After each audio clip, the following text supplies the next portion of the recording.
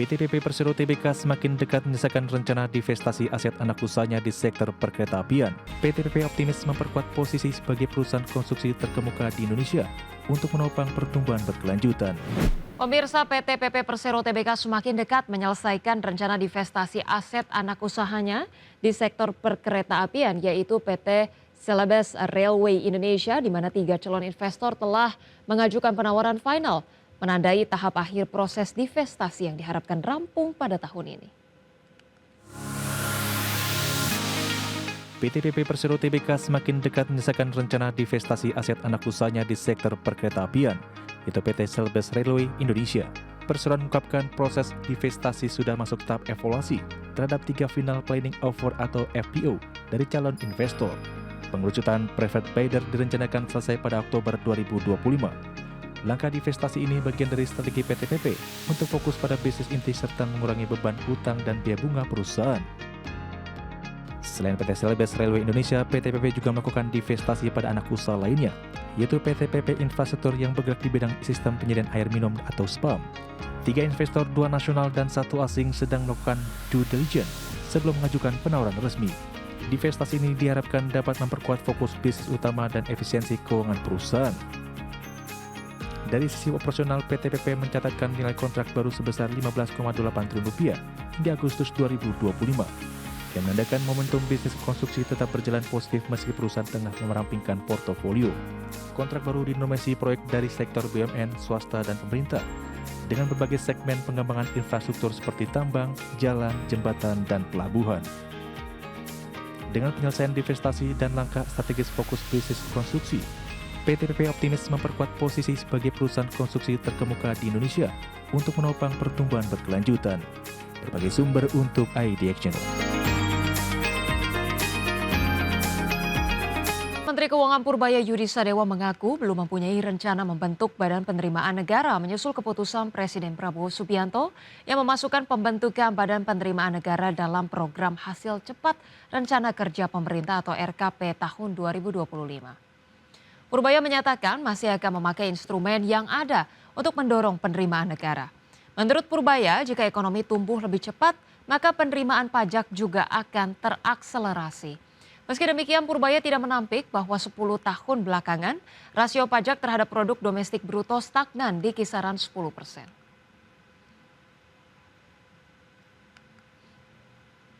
Belum saya pikirkan, saya belum tahu. Jadi belum sentuh, pada dasarnya belum sentuh. Kalau pajak tadi, biaya cukai segala macam kita akan coba sisir.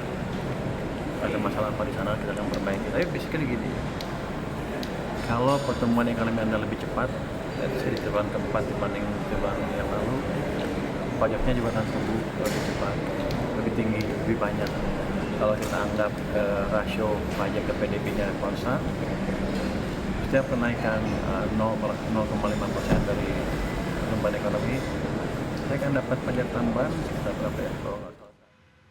Pemirsa, Menteri ESDM Bahlil Lahadalia berkomitmen menjadikan panas bumi sebagai tulang punggung kedaulatan energi nasional, sekaligus kontribusi nyata Indonesia dalam mengejar target net zero emission di tahun 2060 mendatang.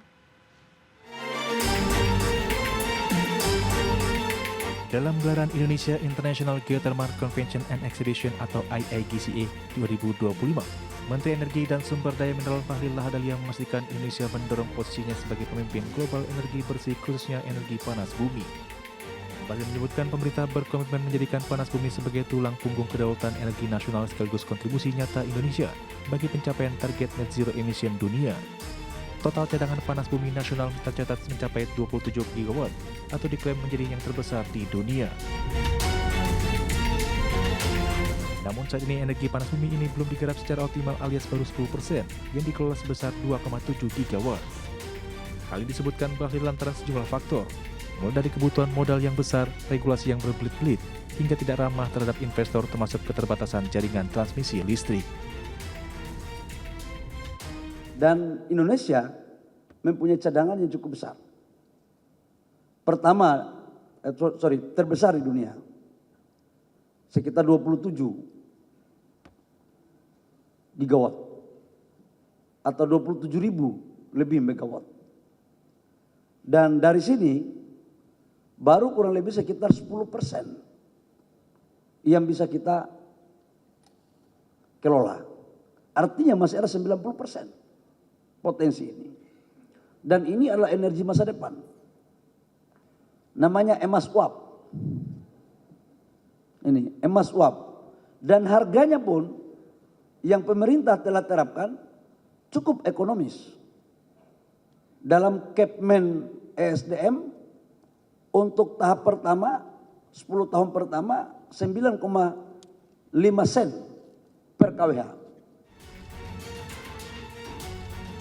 Dengan gelaran IIGCA 2025 ini diharapkan adanya kolaborasi semua pihak untuk meningkatkan kapasitas energi panas bumi di tanah air.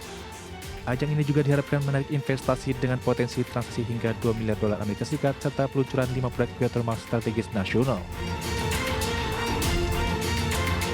Jakarta, Devi Firmansyah, Tim Liputan, IDX. Presiden Prabowo Subianto akan menaikkan gaji pejabat tahun ini. Keputusan tersebut terungkap dalam salah satu perubahan dari 8 program hasil terbaik cepat dalam rencana kerja pemerintah tahun 2025. Dalam Perpres tersebut, Presiden juga akan mendirikan Badan Penerimaan Negara serta meningkatkan rasio penerimaan negara terhadap PDB hingga 23%. Presiden Prabowo Subianto akan menaikkan gaji pejabat tahun ini. Keputusan tersebut terungkap dalam salah satu perubahan 8 program hasil terbaik cepat dalam rencana kerja pemerintah tahun 2025.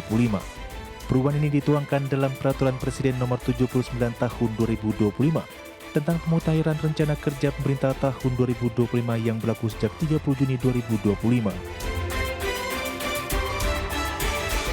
Dalam beli tersebut, salah satu poin utama yang mengalami perubahan yakni perluasan program kenaikan gaji. Jika sebelumnya dalam aturan lama pada Perpres Nomor 109 Tahun 2024 hanya berlaku untuk aparatur sipil negara seperti guru, dosen, tenaga kesehatan, dan penyuluh.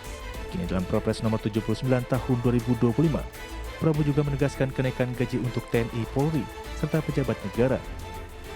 Dalam daftar 8 program hasil terbaik cepat Prabowo di 2025 berdasarkan Perpres Nomor 79 Tahun 2025, Presiden juga akan mendirikan Badan Penerimaan Negara serta meningkatkan rasio penerimaan negara terhadap PDB hingga 23%. Seperti diketahui dalam pidato pengantar rancangan Undang-Undang Anggaran Pendapatan dan Belanja Negara tahun anggaran 2026 beserta nota keuangannya pada tanggal 15 Agustus lalu, Presiden Prabowo Subianto yang tidak menyinggung kenaikan gaji aparatur sipil negara. Kala itu Presiden hanya menyinggung soal gaji guru dan dosen serta tunjangan profesi guru non-PNS. Dari Jakarta, Tim Liputan, IDX Channel. PT PP Persero Tbk semakin dekat menyelesaikan rencana divestasi aset anak usahanya di sektor perkeretaapian, yaitu PT Celebes Railway Indonesia, di mana 3 calon investor telah mengajukan penawaran final, menandai tahap akhir proses divestasi yang diharapkan rampung pada tahun ini. PT PP Persero Tbk semakin dekat menyelesaikan rencana divestasi aset anak usahanya di sektor perkeretaapian, yaitu PT Celebes Railway Indonesia. Persero mengungkapkan proses divestasi sudah masuk tahap evaluasi terhadap 3 final planning offer atau FPO dari calon investor. Pengerucutan private bidder direncanakan selesai pada Oktober 2025.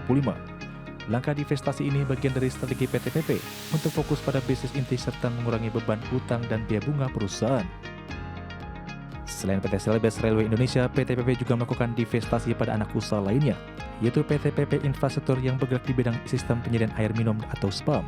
3 investor, 2 nasional dan 1 asing sedang melakukan due diligence sebelum mengajukan penawaran resmi. Divestasi ini diharapkan dapat memperkuat fokus bisnis utama dan efisiensi keuangan perusahaan. Dari sisi operasional, PT PP mencatatkan nilai kontrak baru sebesar Rp15,8 triliun hingga Agustus 2025. Yang menandakan momentum bisnis konstruksi tetap berjalan positif meski perusahaan tengah merampingkan portofolio. Kontrak baru dinominasi proyek dari sektor BUMN, swasta, dan pemerintah dengan berbagai segmen pengembangan infrastruktur seperti tambang, jalan, jembatan, dan pelabuhan. Dengan penyelesaian divestasi dan langkah strategis fokus bisnis konstruksi, PT PP optimis memperkuat posisi sebagai perusahaan konstruksi terkemuka di Indonesia untuk menopang pertumbuhan berkelanjutan. Berbagai sumber untuk IDX Channel.